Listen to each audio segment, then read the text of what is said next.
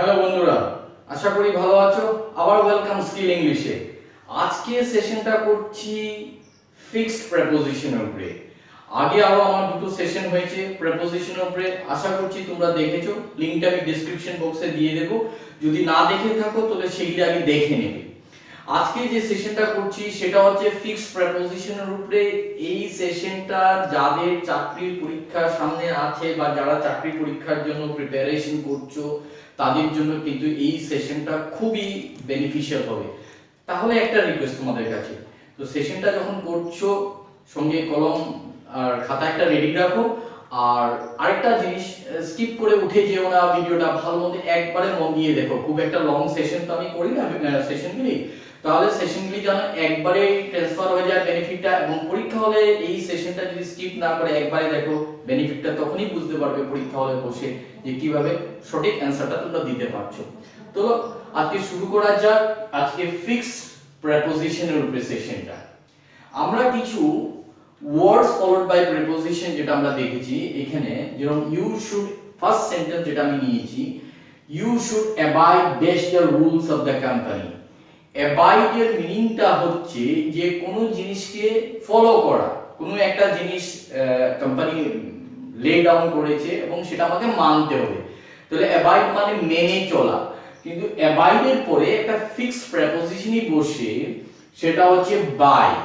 Abide এর পরে কিন্তু উইথ বসবে না, ফর বসবে না, অন বসবে না, অ্যাবাইড এর পরে বাই বসে। কিন্তু এরকম অনেক ওয়ার্ডস আছে যার মিনিংও অ্যাবাইড কিন্তু তারপরে কিন্তু বাই বসে না, তারপর তার ওখানে কিন্তু প্রেপোজিশনটা একটু চেঞ্জ হয়ে যায়। কি সেগুলি? চলো, অ্যাবাইড বাই কিন্তু কমপ্লাই উইথ। কমপ্লাই মানে মেনে চলা, কিন্তু কমপ্লাই পরে উইথ বসাবে। এবং you stick to some rules, company বলো you have to stick to this rules, you have to stick to this guidelines, তার মানে রুলস কে ফলো করা। তার মানে অ্যাবাইড দিও আমি রুলস বুঝাচ্ছি, স্টিক টু দিও রুলস বুঝাচ্ছি, কমপ্লাই দিও আমি উইথ দিও আমি রুলস বুঝাচ্ছি। কিন্তু দেখো এক একটা জায়গায় প্রেপোজিশন কিন্তু চেঞ্জ হয়েছে, এক এক রকম এক একটা ওয়ার্ডস এর পরে কিন্তু চেঞ্জ হয়েছে। তার জন্য বলছি words followed by preposition is very important. Next sentence কি দেখছি, he is absorb dash reading books. Absorb বলতে এখানে পুরো ইনভলভ, পুরো বইটার মধ্যে সে পুরো ঢুকে গেছে, বইটার মধ্যে সে এত মনোযোগ দিয়ে পড়ছে। হি ইজ অ্যাবজর্ব, মনে রাখবে অ্যাবজর্বড এর পরে ইনি বসবে, he is absorbed in reading books. কিন্তু এরকম তো আরো ওয়ার্ড থাকতে পারে যেগুলিতে আমি ইনভলভ বুঝাচ্ছি। অ্যাবজর্বড এর পরেও ইন, এনগ্রসড একটা শব্দ আছে এটার পরেও ইন বসবে, engage in, is engage in reading books. তার মানে এক একটা শব্দ চেঞ্জ, ওয়ার্ডস চেঞ্জ। হ্যাঁ, এই ক্ষেত্রে আমরা দেখছি যে তিনটার ক্ষেত্রেই আমরা ইন বসাতে পারি। তাহলে রিলেটেড ওয়ার্ডস গুলি যদি আমরা স্টাডি করতে পারি সাথে সাথে, তাহলে কিন্তু পরীক্ষা হলে সুবিধা হবে। কারণ এরকম হতে পারে আমাকে অ্যাবজর্ব না দিয়ে সেন্টেন্সটা হতে পারে he is engaged dash reading books, সেই ক্ষেত্রেও কিন্তু আমি he is engaged in reading books দেব। Clear? Next sentence, the principal exceeded dash my request. এখানে ওয়ার্ডটা A double C E D D, এটা এক্সিড করা না, অতিরিক্ত না। দ্য প্রিন্সিপাল এক্সিডেড, প্রেপোজিশন যেটা বসবে সেটা হচ্ছে এক্সিডেড টু মাই রিকোয়েস্ট, মানে প্রিন্সিপাল আমার সাথে একমত হয়েছে, রাজি হয়েছে, মেনে নিয়েছে, এরকম একটা কথা। তাহলে এরকম কিছু রিলেটেড আমি দিতে পারি, agree to, the principal agree to my proposal, the principal decided to go along with my proposal. হ্যাঁ, তাহলে এরকম হতে পারে যে ডিফারেন্ট ওয়ার্ডস এর সাথে আমরা মিনিংটা সেমই বোঝাতে পারছি। Next, the brothers were accused dash theft. accused মানে তাদেরকে দোষারোপ করা হয়েছে বা তাদের উপর একটা ব্লেম করা হয়েছে, তাদেরকে দোষী মানা হচ্ছে, not proved in the eye of law but still the people think that they are guilty. তো the brothers were accused of হবে, o f of, মনে রাখবে ও ডাবল এফ অফ ও থাকতে পারে, ও ডাবল এফ অফ বসাবে না, কারণ O double F দিয়ে বোঝায় কোনো ডিসকানেকশন, এটা একদমই এই প্রাসঙ্গিক না। তাহলে the brothers were accused of theft। তো দেখি এরকম কিছু রিলেটেড ওয়ার্ডস accused এর সাথে আর কিছু হয় কিনা। হ্যাঁ, charged with, they were charged with murder. তো তার মানে অ্যাকিউজ ধরা হয়েছে, এর জন্য তাদেরকে চার্জ করা হয়েছে। they were indicted for murder. আরেকটা হতে পারে they were guilty of theft, এটাও হতে পারে। তার মানে অ্যাকিউজডের সাথে এরকম কিছু আরো রিলেটেড ওয়ার্ডসও পেতে পারো সেন্টেন্সে, দেখে নেবে সেইগুলি কি প্রিপোজিশন বসছে। Next, the old man is afflicted dash dysentery. afflicted বলতে কি বোঝাচ্ছে? আক্রান্ত, affected। তাহলে afflicted, হ্যাঁ, the old man is afflicted with dysentery. the old man is afflicted with dysentery.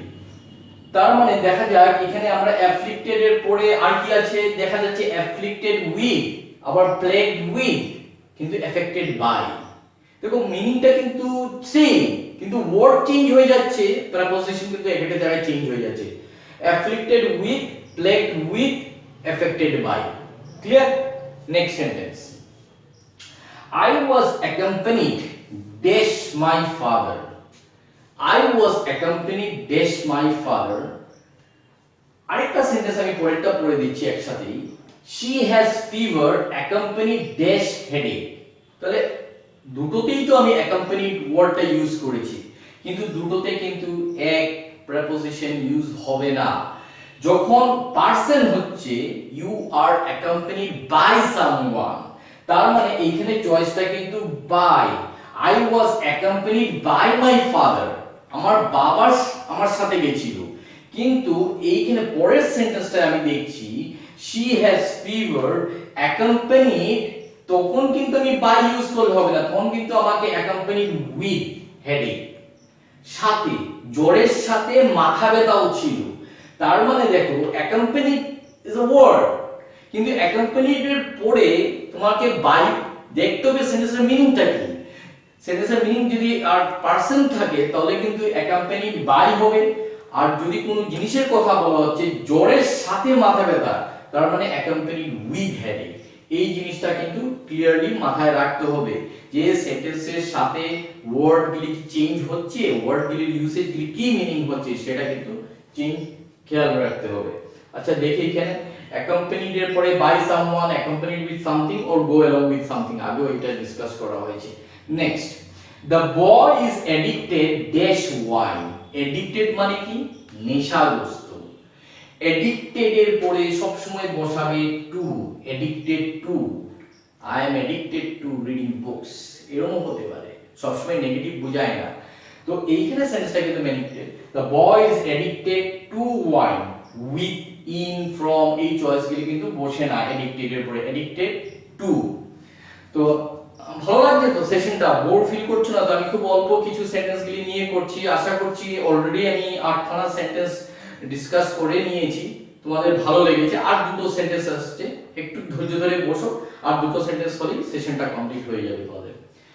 Number 9, Tom's school is adjacent dash his house. adjacent মানে কি? adjacent মানে হচ্ছে কাছে, নিকটে। তাহলে Tom school is adjacent to, adjacent এর পরে সব সময় to বসাবে। the school, Tom school is adjacent to his house, এখানে কিন্তু for, on বা from এই চয়েসগুলি বসবে না, সঠিক চয়েস হচ্ছে to, adjacent to। আচ্ছা adjacent এর পরে এরকমও হতে পারে next to ও হতে পারে, হ্যাঁ, next to ও কাছে বোঝায়। তাহলে চয়েসটা হচ্ছে Tom school is adjacent to his house। clear? last sentence, he has no ambition dash fame in life. দেখো তার বড় হওয়ার কোনো ইচ্ছা নেই বা লক্ষ্য নেই। অ্যাম্বিশনের পরে এখানে কিন্তু ফর চয়েসটা বসবে, অ্যাম্বিশন ফর, কিন্তু aim at, you aim at something, কিন্তু ambition for, he has no ambition for fame in life, তার বড় হওয়ার কোনো লক্ষ্য নেই। তাহলে দেখো অ্যাম্বিশনের সাথে আমি for ইউজ হচ্ছে, কিন্তু aim এর সাথে কিন্তু at ইউজ হচ্ছে। তাহলে আজকের সেশনটা এখানেই শেষ করছি। আশা করছি তোমাদের ভালো লেগেছে। এই ফিক্সড প্রিপোজিশন এর উপরে যে করেছি, চাকরির পরীক্ষার জন্য কিন্তু খুব কাজে দেবে, মন দিয়ে দেখো। তাহলে আজকের সেশনটা শেষ করছি এখানে। স্কিল ইংলিশ থেকে আমি আরো এরকম সেশন নিয়ে আসবো প্রেপোজিশনের উপরে, ফিক্সড প্রেপোজিশনের উপরে। তোমাদের আশা করি ভালো লাগবে। আর আবার আজকে চলে যাওয়ার আগে আরেকবার বলে যাই তোমাদেরকে যে যারা নতুন ভাবে আমাকে চ্যানেলটা খুঁজে পেয়েছো তারা যেন ভুলে যেও না সাবস্ক্রাইব করতে, নোটিফিকেশন বেলটাকে ক্লিক করতে, আর তোমাদের একটা লাইকটাও দিয়ে দিও, তাহলে আমাকে মোটিভেট করবে আরো এরকম সেশন তোমাদের জন্য আরো করার জন্য। আর পুরনো যারা আমার সাবস্ক্রাইবার আছো, ভিজিটর আসছো, যারা সেশনে টাইম দিচ্ছ, তাদেরকে আবার আমার তরফ থেকে গ্রেটফুলনেস, থ্যাংক ইউ। তোমরা ভালো থেকো। স্কিল ইংলিশ থেকে তোমাদেরকে সাকসেস যেন পায় সেটাই আমরা উইশ করব। Until next session from skill English, good bye and take care. Thank you.